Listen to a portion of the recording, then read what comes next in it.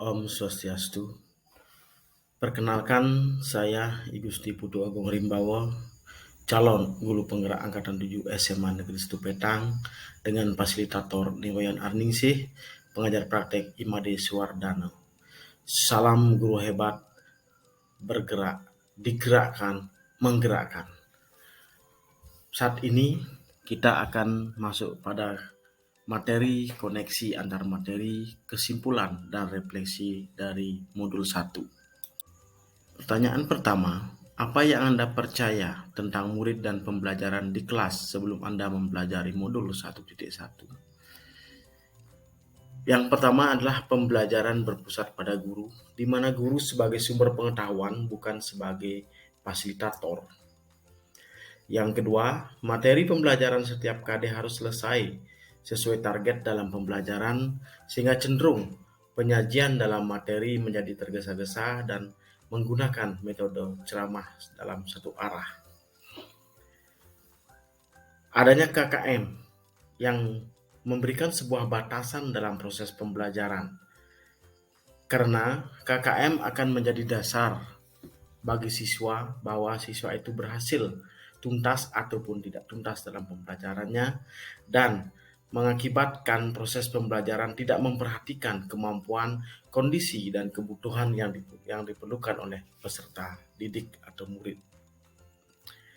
Dalam sebuah pembelajaran, tidak pernah menggunakan model-model yang bervariatif, karena model-model bervariatif dianggap akan membawa pada pembelajaran yang lebih lama dan tidak akan mampu mengejar target kurikulum untuk penyelesaian pembelajaran. Sehingga dalam pembelajaran ini dapat memberikan rasa bosan terhadap siswa yang mengikuti proses pembelajarannya. Dan yang terakhir adalah adanya sebuah slogan di mana siswa merupakan sebuah kertas kosong yang harus dan wajib diisi oleh guru atau oleh orang yang lebih tua.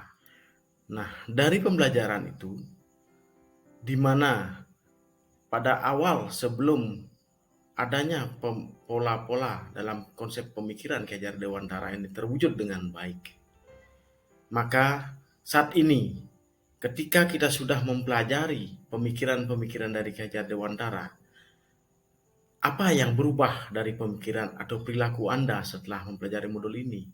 Jawabannya adalah yang pertama, tempat belajar anak yang diumpamakan taman, di mana mereka dapat belajar dan bermain.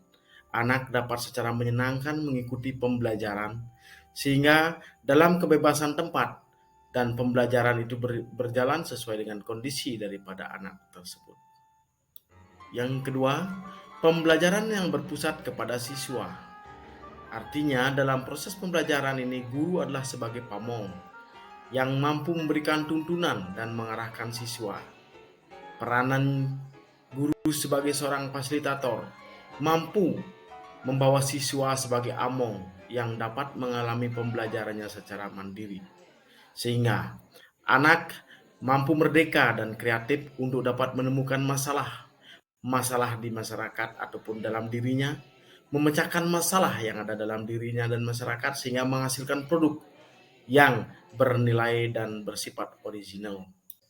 Yang ketiga, dapat memberikan pembelajaran secara variatif, sehingga dengan memperhatikan kodrat anak, baik kodrat alam maupun kodrat zamannya, mampu membawa anak berkembang dalam sosiokulturalnya di wilayah masing-masing sesuai dengan kondisi dan kebutuhan di satuan pendidikannya, tetapi dalam pembelajaran tetap mendapatkan sebuah kemampuan bagaimana mampu menerapkan pengetahuan-pengetahuan dan kemampuan-kemampuan yang berkembang sesuai dengan abad 21. Dari apa yang sudah disampaikan dalam proses bagaimana mampu menerapkan pembelajaran itu, maka saya dapat berharap dapat menerapkan pembelajaran lebih baik agar kelas mencerminkan pemikiran Ki Hajar Dewantara. Yang pertama, menerapkan pembelajaran sesuai dengan sosiokultural, adat, budaya yang berlaku setempat, namun dalam pembelajarannya tetap menyesuaikan kondisi, kebutuhan daripada anak yang mengikuti perkembangan abad 21, sehingga anak mampu berkompetisi dan bersaing dalam dunia di masyarakat dan dalam kehidupannya.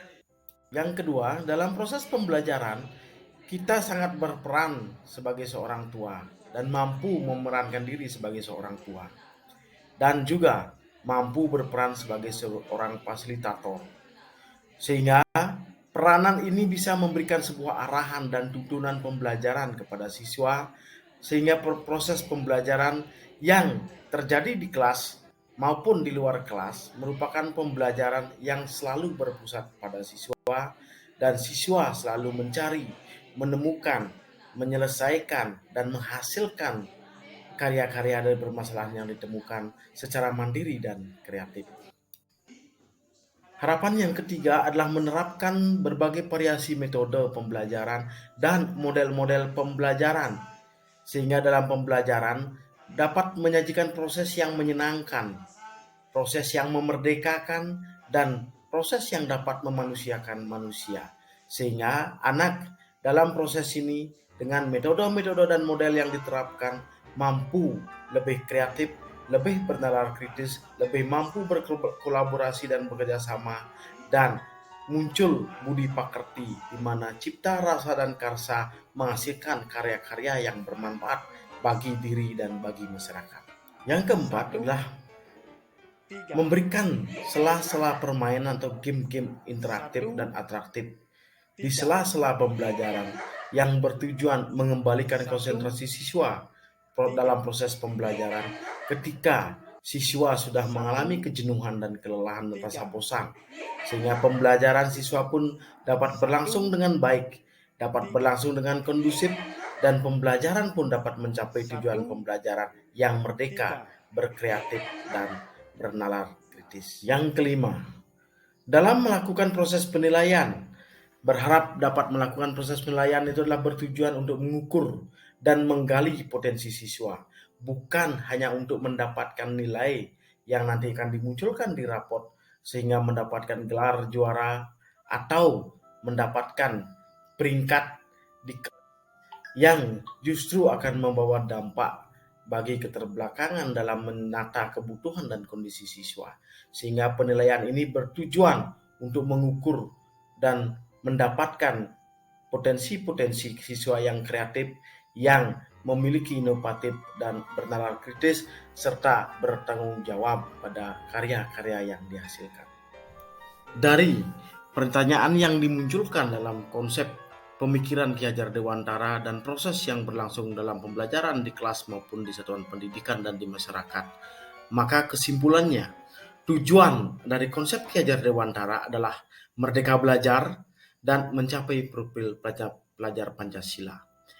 Di antara merdeka belajar dan profil pelajar Pancasila yang diharapkan adalah guru dan murid mampu berkolaborasi dalam menggali potensi-potensi diri sesuai dengan sosiokultural, adat budaya yang berlaku di wilayah setempat dan di satuan pendidikannya, yang tetap bertujuan untuk memperoleh pembelajaran dan pengetahuan sesuai perkembangan di abad 21.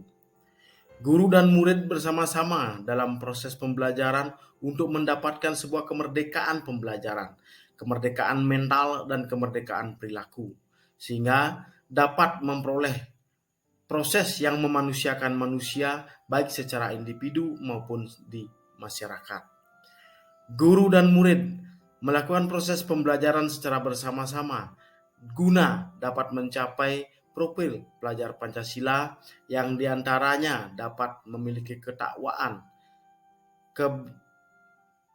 ketuhanan yang Maha Esa, akhlak mulia dan beriman, memiliki rasa kebinekaan yang bersifat global, memiliki sikap yang mandiri, memiliki pemikiran yang kritis, memiliki rasa karsa yang kreatif, memiliki sifat-sifat gotong royong, dan memiliki proses-proses pembelajaran yang dapat mencapai konsep merdeka belajar. Nah, demikian tadi koneksi dan refleksi serta kesimpulan dari materi berdasar pada konsep pemikiran Ki Hajar Dewantara. Terima kasih dan Om Santi Santi Santi Om. Salam guru hebat.